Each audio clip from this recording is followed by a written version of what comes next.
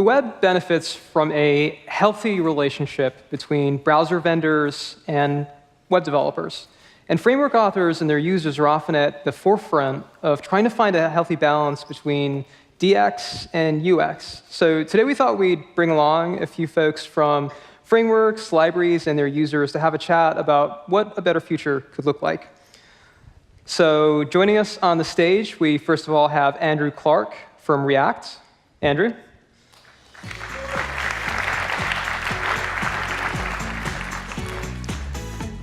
Next up, we've got Jason Miller from Preact.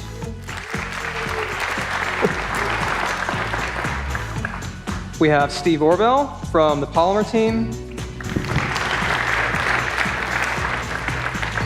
Rob Wormald from Angular. Tracy Lee from this.javascript and RxJS. Chad Hietala from Glimmer and Ember. Woo. Sean Larkin representing Vue.js and Webpack. Malte Ubl, the tech lead of AMP. And finally, Alex Russell from the Chrome team, lover of frameworks. All right, let's sit down. So thank you to everyone that managed to get their questions in today. We have a very special prize for the best question, courtesy of Alex. The very best question today gets a very average Moto G4 phone. That's going to stay over here for now. Awesome. So let's get into it. Very first question that came in was, which features, if any, would make your life as a framework author or user easier if they were added to the JavaScript language or web platform more broadly? Jason, do you want to start us off? Sure. So there's been some stuff going around recently about a proposal called DOM change list. And I think one of the end games of this spec is basically a way to serialize a set of mutations to the DOM. One of the end results of this would be we can start to run more application code in a web worker.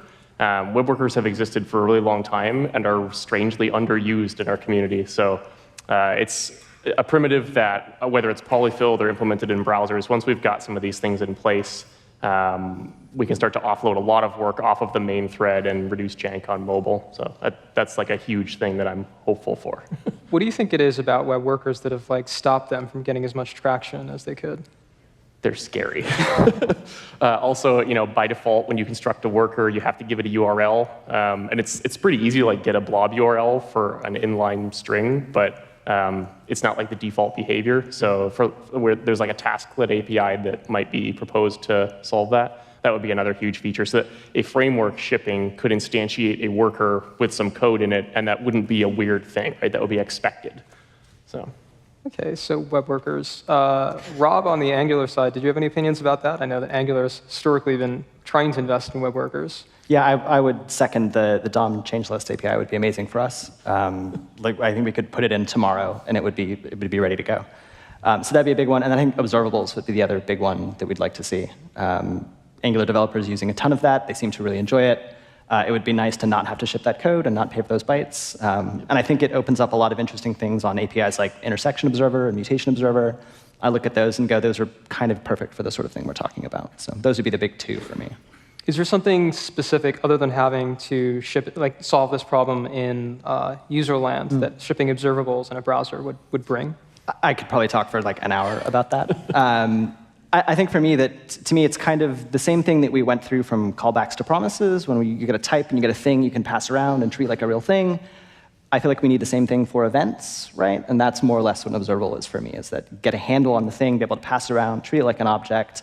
And it really changes how you think about doing complex event things, drag and drop, all these really highfalutin animation stuff we all want to do, this interaction stuff, I think becomes much easier when you have a primitive for handling really what it's delivering you. Chad, I was curious, what from the Glimmer and Ember side do you feel is missing? So again, the change list stuff. We actually have a straw man implementation of this in the Glimmer VM.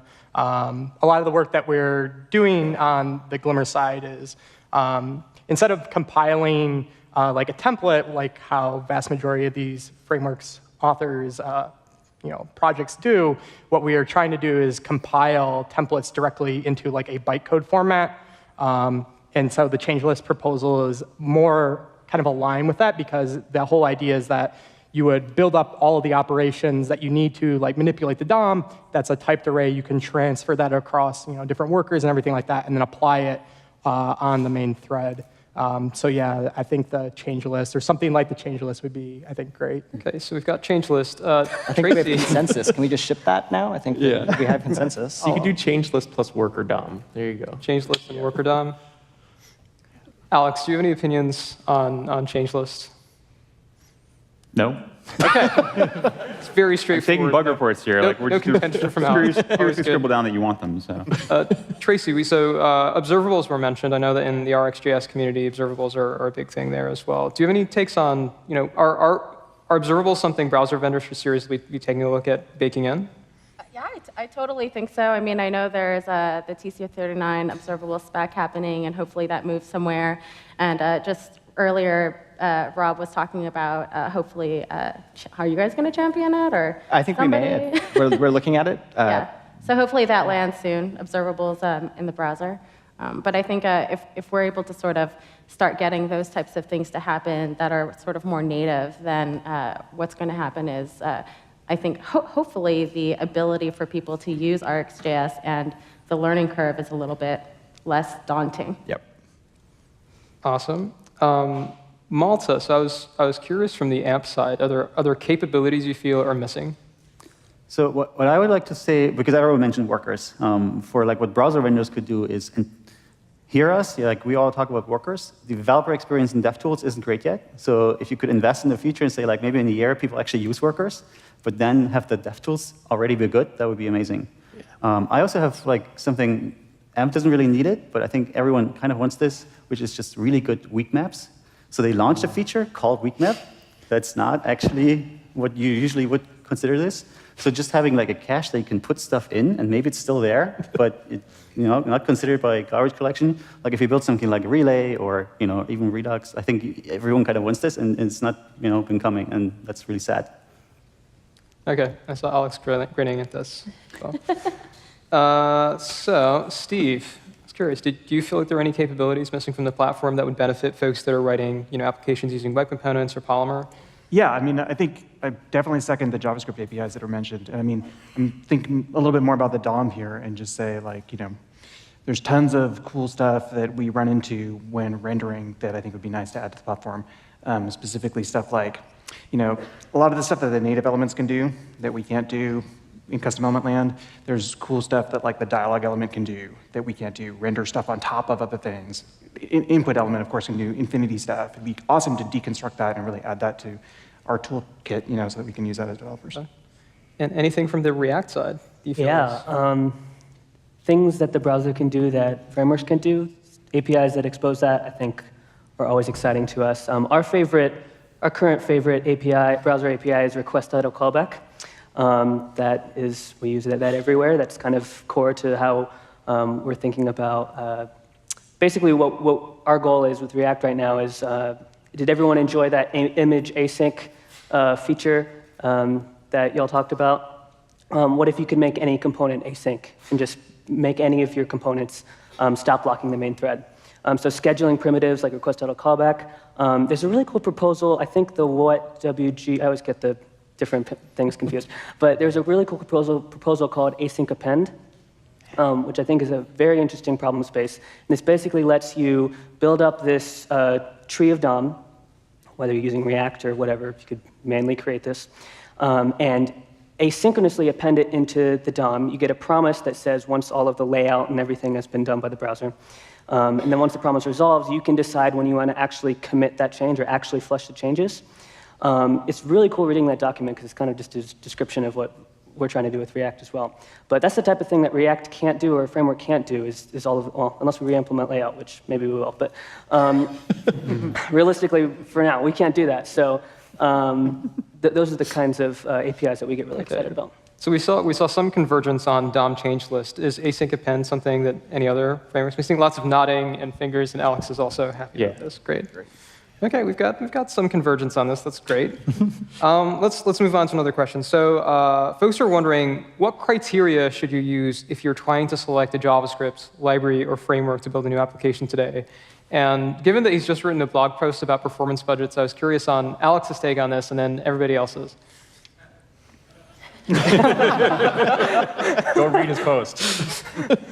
You might get a different answer depending on who you ask today. I work on Chrome. I used to work on frameworks. And working on a browser means you represent the user. And so I wind up representing the user's interest in a lot of these conversations. And the way I see people constructing applications today is incredibly well suited to the computers and networks that we were building and using about 5 years ago, 6 years ago, right? Networked computers that had reasonable and good, stable latency, fast pipes, copious CPU, relatively small screens compared to the amount that you had to paint. So that's not the world we live in today. Mobile is much, much, much, much, much, much, much, much, much, much harder than any of that ever was. The latency on the networks is terrible. The pipes are smaller and variable. And so, we've been working with lots of partners for a lot of years, and I think the way I would think about this is frameworks take some amount of your headroom. How much headroom do you have is the next obvious question. And I think you have, if you're going to be building a framework-based site, you've got about 130 kilobytes on the wire, gzipped. So when you're selecting a framework, I think one of your primary questions should be, how much of that 130K that you need to stuff all of your styles, all of your critical JavaScript, all of your data, all of your markup, templates, application logic, everything has to go in that 130 kilobytes. How much of that is your framework taking is a question you should ask. So one thing I was curious, Andrew, about this. You're staring at us now. Yeah, just looking at right next to me. One thing I was curious about from the React side, so we obviously see like a lot of applications being started today that are targeted at mobile using React, and they're making a bunch of ecosystem choices about using Redux, etc.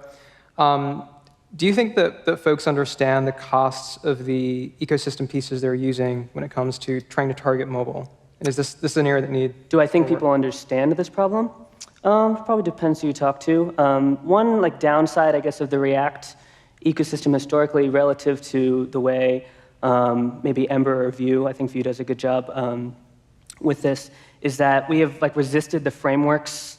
I like how you put frameworks and libraries in the title. We've resisted the frameworks label for a long time because React was designed to kind of fit into the architecture of Facebook from 5 years ago. So in the beginning, we never built React apps as single-page applications. We were building little tiny views all over a larger server-rendered app. So the first people that built server-rendered applications were way out ahead of us. So we never provided our own router. We never provided our own solution for data fetching. So I think to the extent that people don't care about this enough, maybe in the React ecosystem, I think it's kind of a consequence of that. In the future, I think with things like Create React App and really cool projects like Next.js and Gatsby that are starting to give a more frameworky, holistic approach to how you're supposed to do service workers or server-side rendering, which I think is a really exciting, untapped area still, or data fetching or whatever. I think that's going to be a really exciting, important area in the next year or so. Cool. So one thing that you touched on was things like Next.js being a good place to maybe. So you see that as being a good place for us to try defining perhaps well-lit paths for people that are trying to deliver applications on mobile? What was the word you said? Well-lit? Well-lit paths. OK. I don't know what that is. An opinionated path for folks that aren't... Well-lit. Is that well-lit, OK. Yes. Like a cow path. OK. Yes.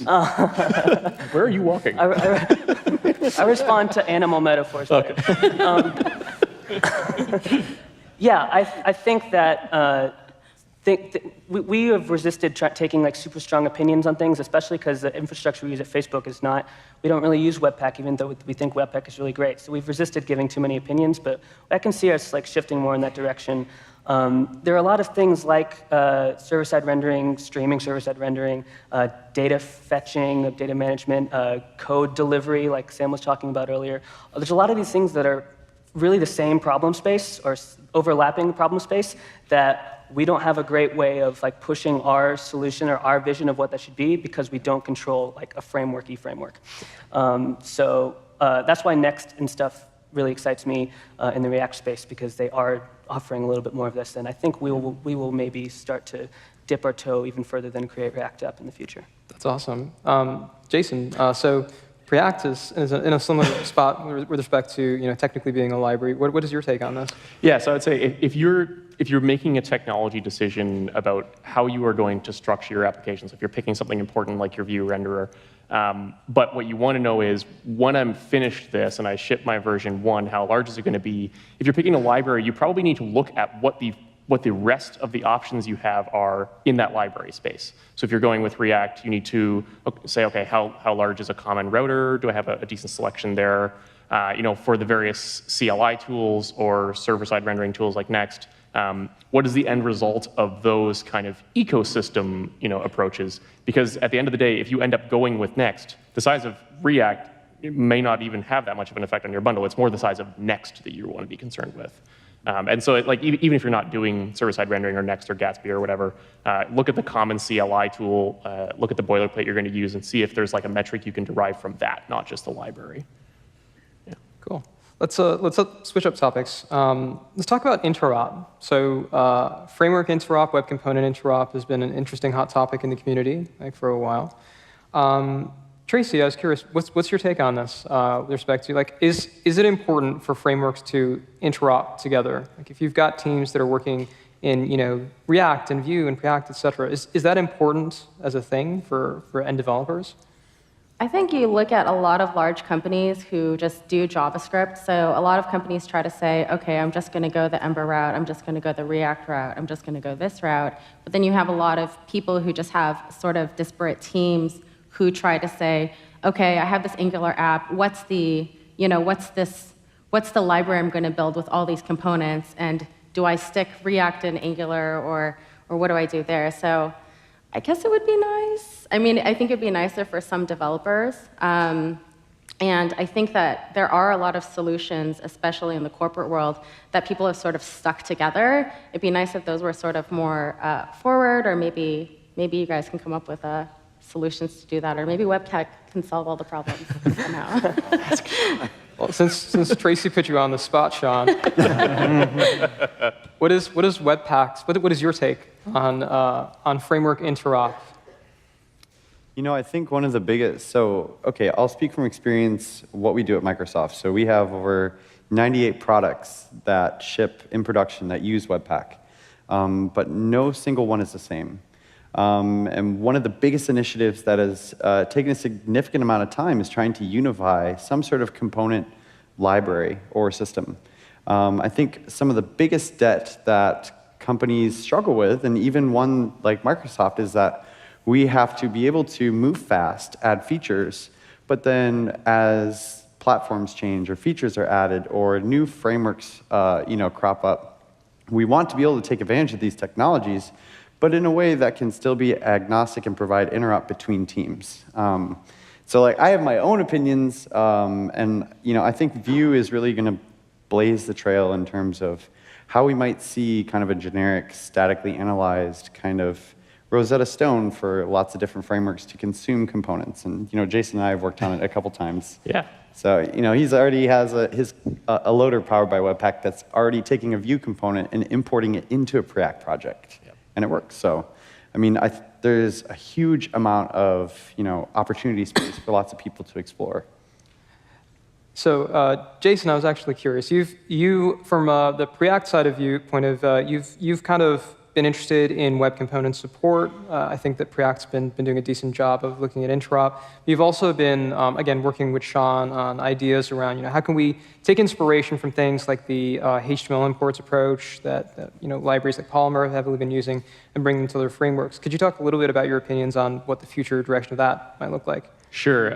So for me, a part of the win here is we essentially have a compiler model, right? The web is obviously a target we write code for, but it's also a target we compile code for, not just with WebAssembly and these types of things, but even just compiling to JavaScript. But if we take a look at the way that we're using these compilers and we try to model our input after existing specifications, like if you have a compiler that takes in something that is essentially a serialized web component, right, an HTML file with JavaScript, CSS, and a template in it, that's an understandable independent layer. You don't need to know how whatever the framework that renders it after compilation works. You could just sort of know how web components works, and if the framework adequately implements slots, then if you know how a web component slot works, then you know how this file works. I think that Sean had mentioned Rosetta Stone. I think that's a good analogy for this. If we could start to converge at least a little bit on what a component looks like, right, across all of these different technologies, what is the substrate that they're all built on, then we can start to kind of cross-compile between them. You could write a user interface components library with beautiful CSS and encapsulation and some behaviors, and then compile it to whatever framework you're currently using, and it won't matter. 10 years from now, you could compile it to something else. Mm-hmm. So Steve, I'm curious about your take on this. So there's the cross-compilation idea, and then there's just having everything work magically at runtime. What is your take on the shape of this problem? Sure. I mean, as you guys probably know, web components are kind of designed to solve this problem. So a little bit, it makes me slightly sad that everybody is not just gravitating towards it. On the other hand, I think the technology is evolving. It's taken a long time, and I think it's getting there. And hopefully, we will evolve it still and make it a satisfying answer to this issue. I think one of the places that Polymer has seen a lot of adoption actually is in big corporations where they just have this polyglot of different stuff, and they just need a technology that works without wherever the DOM is going to work. And this is really where something like the web components shine. And I think this is something where, as now that this is kind of the year of the web components specs being implemented widely, I hope there will be more interest among the other frameworks here. And I think I want to give a shout out to, Taylor did in his talk earlier to the custom elements everywhere that Rob Dodson has done, which is I think that we took a little bit for granted the fact that, hey, we're the platform, everybody's just going to work with us. And I think, it's like to a lot of, different approaches, this is sort of a scary concept that now an element in the platform can be anything. It can be whatever. And I think this is partly incredibly powerful because it's sort of this democratic process of the cream of the crop can rise. But at the same time, it's also like, but that thing could do anything. It's kind of scary. Do I really want to use that? And this is where I think the approach between custom elements everywhere is really interesting because it kind of is this idea that the framework authors and the community of developers making these custom elements really have to meet in the middle, and establish best practices such that it makes sense to use these things all together and we can all benefit. So hopefully that happens. Rob, so Angular has been investing in trying to improve their interop with custom elements and web components in general for the last while. What's your take on this? So I kind of feel like the Rosetta Stone that Sean was talking about, I think that's what a custom element is. I think that is, and I don't think this group of people would agree on many things, right? Completely against the group. But I do think that we've all more or less landed on this idea that there are events and there are props or property, whatever you want to call them, right? We all have kind of an API that if you squint, it's more or less the same. So to maybe make your year a little bit better, today a little bit better, I can say that our team has decided that we've always consumed web components. That was a day one decision in Angular. I talk to enough big companies, I'm sure companies that Polymer in, that have these very disparate ecosystems, have a dozen different frameworks. I think it's very sad as a web developer that everybody has to rewrite the date picker in every framework that exists, right? If Absolutely. I do one thing as a web, like somebody who works on the web now, we can just write one date picker that's awesome and then use it everywhere, I'll just quit, right? So from our perspective, right, Angular is a frameworky framework, as you said, right? We do try to solve a lot of these problems. And so for us, it's, I think our bread and butter is these big applications that everybody likes to build. But for me, it would be great if Angular components could be spit out as web components, right? It's a thing that you look at it, and it's a no-brainer. And so 6 weeks ago, we started really looking into this. I've been complaining about it for 18 months. I said to Alex Russell when I joined Google that we're going to make this happen, and finally it's happening. So you'll be able to write an Angular component and spit it out as a custom element. And I think that the most important thing about that, the kind of crux to all of this custom element stuff, is that nobody has to know anything about how the component was implemented to make it work, because everybody in this room already knows how the DOM works, right? And if that becomes the common API we all talk to, it doesn't really matter what happens inside of the component, right? We can all have this Rosetta Stone, we can all talk, and we can write one date picker, and everybody can be happy, right? So on that note, it sounds like there's some interesting convergence on the Rosetta Stone idea. I'm curious from the React perspective, what's React's take on web components? Yes, we have a slightly different take. Web components are really cool. I think they definitely solve the encapsulation problem, and they solve the consumption problem where you should be able to consume a component. You shouldn't have to learn 15 different ways to consume a component. And surely you can wrap any React app in a web component. It's not that hard. The question is whether or not we should replace like React components as a primitive for building your application with just writing a bunch of web components. And on that note, we're not as convinced because we use, I could be wrong, but I think another selling point for web components is that perhaps it obviates the need for a virtual DOM or for us to have to manage our own like parallel in-memory representations of your view. And on that part, web components don't solve that for us. So, because we use our internal instances not just for encapsulation, but we use it for memoization, we use it for computing changes, we use it for scheduling. That's the big one.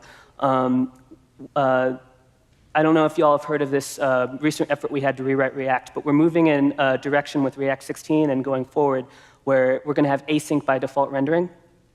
And what this means is we need to be able to do, we're going to do all of our rendering work inside of request.callback, basically. And in order to do that, you need like this double pass kind of rendering system where you have two phases. One, you have an async render phase where you do most of your expensive work. It's all in request.callback, or maybe in the future it's on a web worker or whatever. And then you have a synchronization phase where once you compute all of your mutations into a DOM change list, maybe, you can synchronously flush all of them all at once. And that's the type of architecture which we're really excited about. There's a lot of cool features that you can build on top of this, but it's not really possible without implementing your own data structures. So we're like thumbs up on web components, but we don't think it replaces the need to have our own data structures. Alex, do you have any takes on this? Yeah, I mean, so full disclosure, Dmitry Glazkov, Alex Komorowski, and I started the project at Google that sort of started the web components effort. We're sorry. Apologize. Catch me later. Buy you a beer. I don't think web components actually have any bearing on whether or not you should have a virtual DOM, right? Virtual DOM becomes an implementation detail about how your component decides to handle getters, setters, attribute setting, and all the stuff. Web components, as an implementation, give you a surface area that everybody knows, as Rob said, so you can just reuse the date picker from wherever. And then how you want to handle that question about how state gets handled inside of your component is now up to you. It doesn't do any global coordination. So I think this is one of these places where web components disaggregate a bunch of things that frameworks used to do. Frameworks have traditionally taken a bunch of different responsibilities between ensuring compatibility across the DOM, giving you a component model in the first place, making sure that those component updates are coordinated in various places, doing data distribution and event handling. And web components sort of disentangle a couple of those and leave you with a few of those problems. They don't solve everything. So a few of those still have to happen. And it's interesting to see how the various frameworks are sort of reorienting themselves now that web components are kind of a thing.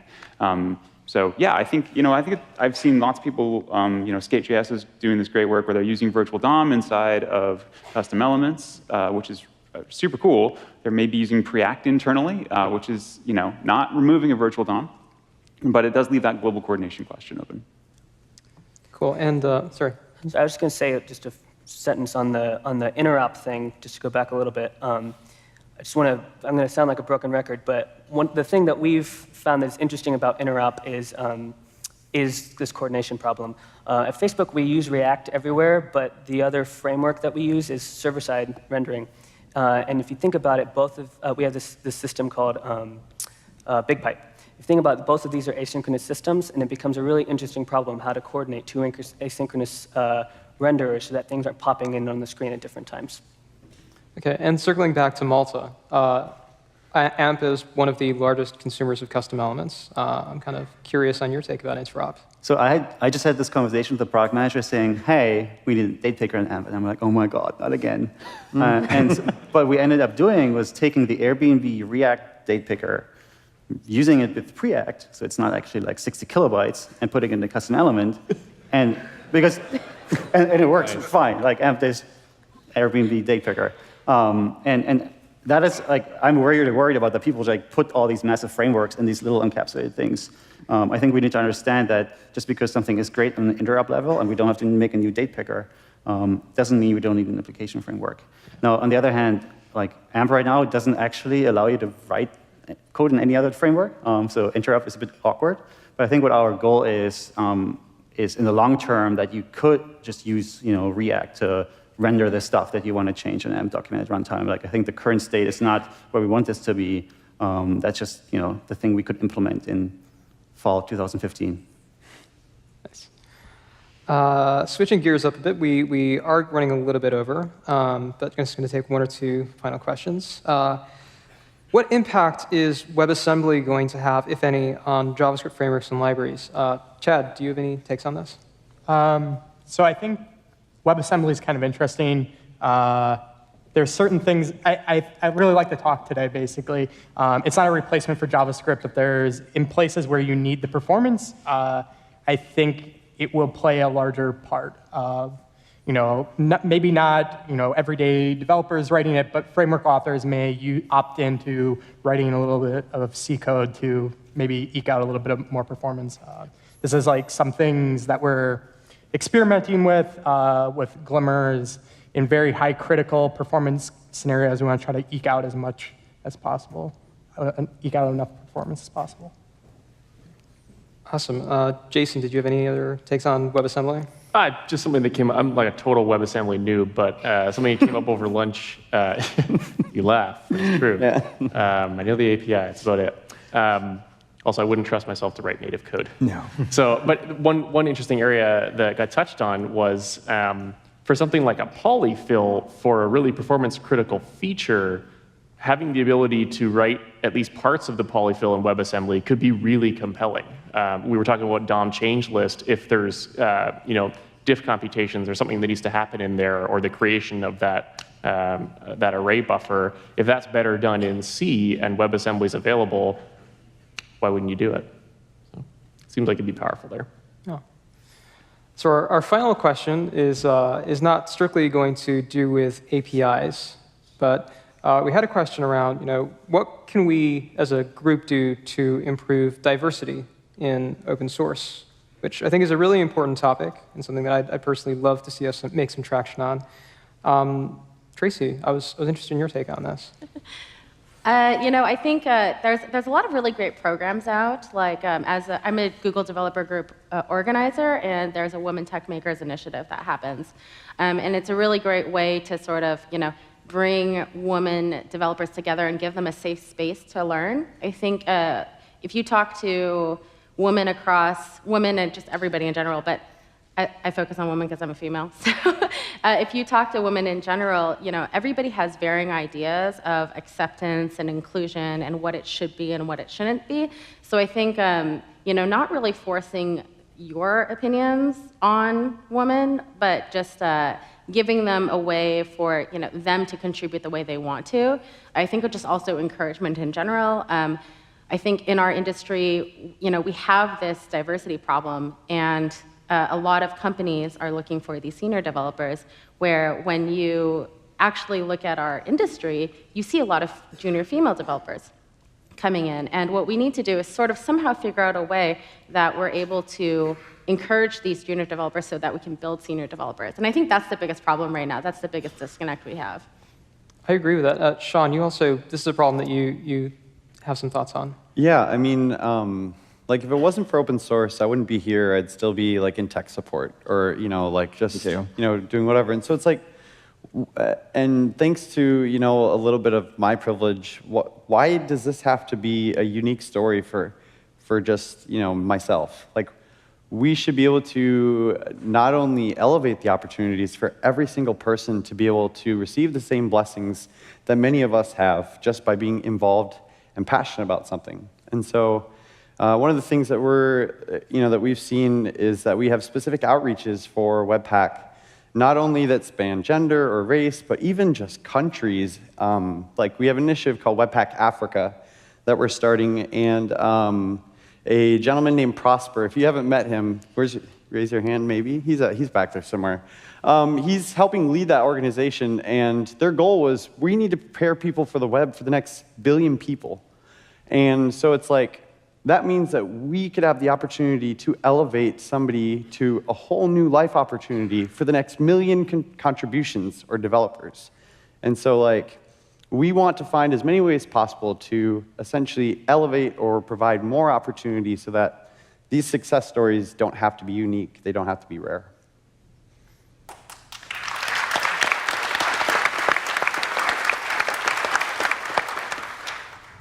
On that note, we're out of time. Please join me in giving a hand to all of our panelists who are very kind enough to take time out to come here today.